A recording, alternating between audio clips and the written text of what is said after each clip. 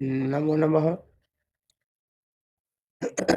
સનાતન જ્ઞાન ગંગા પરિવારના તમામ ભાવિક ભક્તોનું હાર્દિક સ્વાગત છે. ક્યારેય શાંતિથી બેસીને વિચાર્યું છે કે આ સૃષ્ટિમાં કરોડો જીવો છે, પશુ પક્ષી કીટકો વૃક્ષો, પણ આપણે જ કેમ મનુષ્ય દેહ મળ્યો? શું આ દેહ માત્ર સવારે વહેલા ઉઠીને કમાવવા, ખાવા પીવા અને પરિવાર ચલાવવા અને એક દિવસ શાંતિથી મૃત્યુને પામી જવા માટે મળ્યો? એક દિવસ મરી જવા માટે મળ્યો છે? જો આપણું જીવન પણ આ જ ચક્રમાં પૂરું થઈ જાય તો આપણામાં અને પશુમાં શું ફરક રહ્યો? આજે આપણે કોઈ સામાન્ય વિષય પર વાત નથી કરવાના.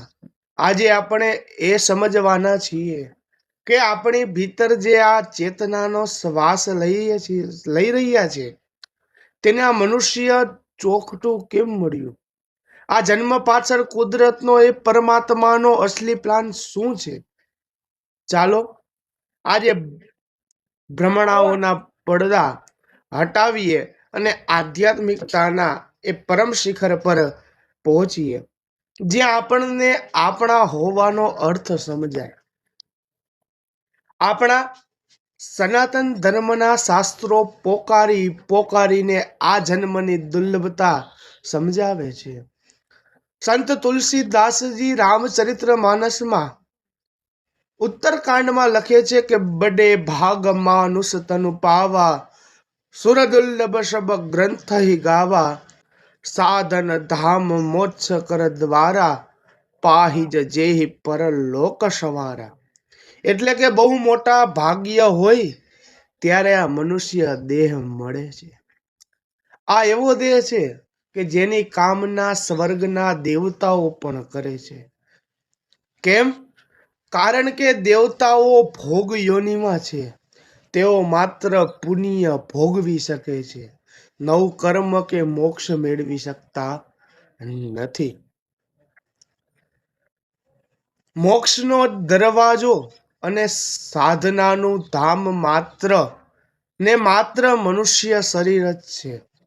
શ્રીમદ ભાગવત મહાપુરાણમાં પણ 11મા સ્કંદમાં ભગવાને ઉદ્ધવજીને કહ્યું છે કે આ સંસારમાં ભલે અનેક યોનિમાં મેં બનાવી, પણ મને સૌથી વધારે સંતોષ મળ્યું હોય મનુષ્ય દેહ બનાવીને થયો. કારણ કે આ દેહમાં જ જીવ મને ઓળખી શકે છે. હવે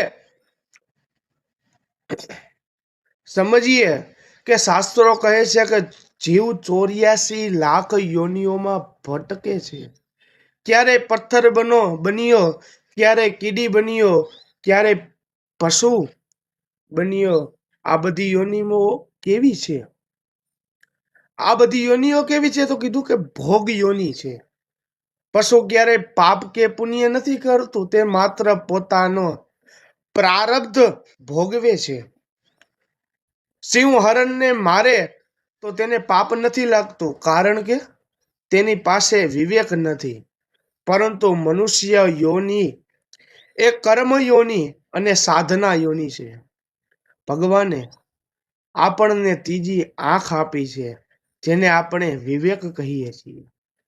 શું સાચું છે અને શું ખોટું છે તે નક્કી કરવાની શક્તિ આપણામાં આપેલી છે.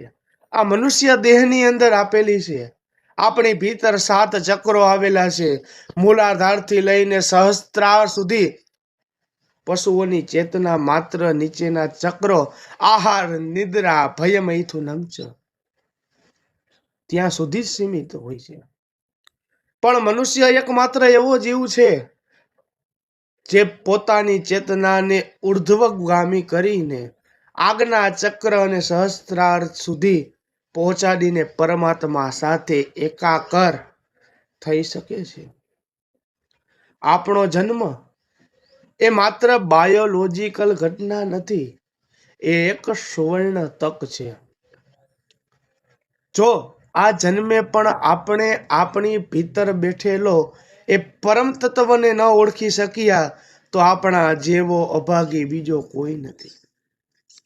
આપણે અમૃતના કુંભ પાસે બેઠા છીએ, છતાં તરસ્યા મરી રહ્યા છીએ. આપણે કહીએ છીએ ને કે 84 લાખ યોનિઓ પછી મનુષ્ય દેહ મળે છે. આ વાતનું સૌથી મોટું અને વિગતવાર વિજ્ઞાન આપણને ગરુડ મહાપુરાણ ધર્મકાંડમાં જોવા મળે છે. ગરુડ મહાપુરાણ ભગવાને સ્પષ્ટ કહ્યું છે કે જીવ કઈ કઈ યોનિઓમાં કેટલા કષ્ટો ભોગવીને પૃથ્વી, જળ, અગ્નિ અને આ વાયુના ચક્રોમાંથી પસાર થઈને આ મનુષ્ય ગર્ભ સુધી પહોંચે છે. ભગવાન ગરુડજીને કહ્યું છે કે આટલા કષ્ટો પછી મળેલો આ મનુષ્ય દેહ જો કોઈ મારા ચરણોમાં નથી લગાવતું તો તે પોતાના હાથે જ પોતાના આત્માની આત્મહત્યા કરે છે. વિચારો, આ દેહ કેટલો કિંમતી છે. આ દેહ કેટલો કિંમતી છે. આપણે બધું સમજી શકીએ છીએ, આપણે બધો વ્યવહાર સમજી શકીએ, આપણામાં વિવેક છે, પશુ પક્ષીમાં નહીં કઈ ખબર પડે? એને ન ખબર પડે. પણ આ મનુષ્ય અવતાર જ એવો અવતાર છે કે જેની અંદર માત્ર મનુષ્ય પોતે બધું સમજી શકે છે, પણ છતાં સમજતા નથી. પ્રકૃતિ તરફ નજર કરો. એક નાનકડું બીજ જ્યારે જમીનમાં રોપાય છે ત્યારે તેના અંતિમ ધ્યેય શું હોય છે? માત્ર અંકુરિત થવું? ના, તેનો ધ્યેય હોય છે કે એક ઘટાદાર વૃક્ષ બનવું, જેમાં મીઠા ફળો આવે અને સેંકડો પક્ષીઓ આશ્રય લે. એ બીજી ત્યાં સુધી અટકતું નથી જ્યાં સુધી તે પોતાના પૂર્ણ સ્વરૂપને પ્રાપ્ત ન કરી લે. મનુષ્ય જન્મ પણ એ બીજ જેવો જ છે. આપણું અહંકાર રૂપી બીજ જ્યારે સાધના અને જ્ઞાનની જમીનમાં ઓગળે છે ત્યારે જ આપણી ભીતરમાંથી પરમાત્મા તત્વનું વૃક્ષ પ્રગટ થાય. જો આપણે માત્ર ખાવા પીવામાં જ રહી ગયા તો આપણે બીજ જેવા છીએ, જે જમીન અંદર જ સડી ગયું અને ક્યારે વૃક્ષ બની જ ના શક્યું. મને રાજા ભર્તૃહરિનો એક અદ્ભુત પ્રસંગ યાદ આવે કે જેઓ સમયના બહુ મોટા રાજા હતા. તમામ વૈભવ તેમની પાસે હતો, પણ જ્યારે વૈરાગ્ય આવ્યો અને મનુષ્ય જન્મની કિંમત સમજાય ત્યારે રાજા પાટ છોડીને જંગલમાં સાધના કરવા જતા રહ્યા. કોઈએ પૂછ્યું, રાજન, આટલું મોટું સામ્રાજ્ય છોડીને કેમ ભટકો છો? ત્યારે ભર્તૃહરિએ નીતિ શતક અને વૈરાગ્ય શતકમાં બહુ સુંદર વાત કહી. ભોગા ન ભુક્તા વયમેવ ભુક્તા. આપણે ભોગોને નથી ભોગવ્યા, ભોગોએ આપણને ભોગવી નાખ્યા છે. સમય નથી ખૂટ્યો, આપણું આયુષ્ય ખૂટી ગયું છે. તેમણે સમજાવ્યું કે મનુષ્ય દેહ એ સંસારના નાશવંત ભોગો માટે નથી, એ તો એ પરમ આનંદ પામવા માટે છે, જે ક્યારેય નાશ નથી પામતો. એક રાજા જો દેહનું મહત્વ સમજી ફકીર બની શકતો હોય તો આપણે કેમ હજુ સંસારની મોહમાયામાં અટવાયેલા છીએ? એમ નથી કહેતા કે સંસારની મોહમાયા છૂટી જવી જોઈએ, પણ જ્યારે સમય આવે ને ત્યારે છોડી દેવી જોઈએ. સંસારની મોહયા કામ, ક્રોધ, લોભ, મોહ, અહંકારની ભાવના છોડી દેવી જોઈએ. એક શ્લોકની અંદર પણ કહ્યું છે કે પ્રથમે નાર્જિતમ વિદ્યા, દ્વિતીય નાર્જિતમ ધનમ, તૃતીય નાર્જિતમ પુણ્યમ, ચતુર્થે નોપલભ્યતે. કે 1 થી 25 વર્ષની અંદર વિદ્યા પ્રાપ્ત ગ્રહણ કરવી જોઈએ, 25 થી 50 વર્ષ ધન અને 50 થી 75 વર્ષની અંદર પુણ્યની પ્રાપ્તિ કરી લેવી જોઈએ. કેમ કે 75 થી 100 વર્ષની અંદર શું થવાનું તમને કે મને કોઈને પણ ખબર નથી.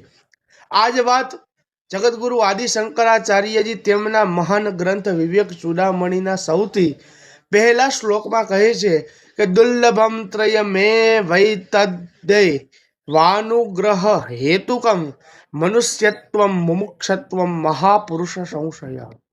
શંકરાચાર્યજી કહે છે કે 3 વસ્તુઓ પરમાત્માની પરમ કૃપા વિના ક્યારેય નથી મળતી. આ મનુષ્યત્વ એટલે કે મનુષ્યનો જન્મ, મુમુક્ષત્વ મોક્ષ મેળવવાની, સત્યને જાણવાની તીવ્ર ઈચ્છા, અને મહાપુરુષ સંશય કોઈ સાચા સંત કે સદગુરુનો આશરો.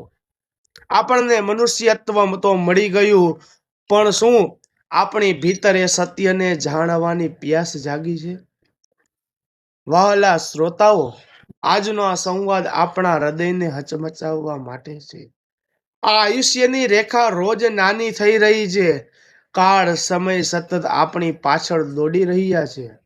આપણને ખબર નથી કે આવતીકાલે આપણી પાસે હશે કે નહીં. તો ચાલો આજે જ એક પરમ સંકલ્પ કરીએ. આ મનુષ્ય જન્મને વ્યર્થ વાતોમાં, ઈર્ષાઓમાં, ક્રોધમાં કે માત્ર ભૌતિક સંપત્તિ પાછળ અંધ બનીને વેડફી નથી નાખવાનો. રોજ દિવસમાં થોડો સમય કાઢીને અંતર્મુખી થઈશું, સ્વાધ્યાય કરીશું, સત્સંગ કરીશું અને આપણી ભીતર રહેલા એ નારાયણને ઓળખવાની પ્રયત્ન કરીશું. મનુષ્ય જન્મ મળ્યો છે તો એ પણ જાણવું પડશે ને કે દેહ છૂટ્યા પછી જીવની યાત્રા ક્યાં થાય છે. એ પરમ રહસ્ય તરફ આપણે ધીમે ધીમે આગળ વધી રહ્યા છીએ.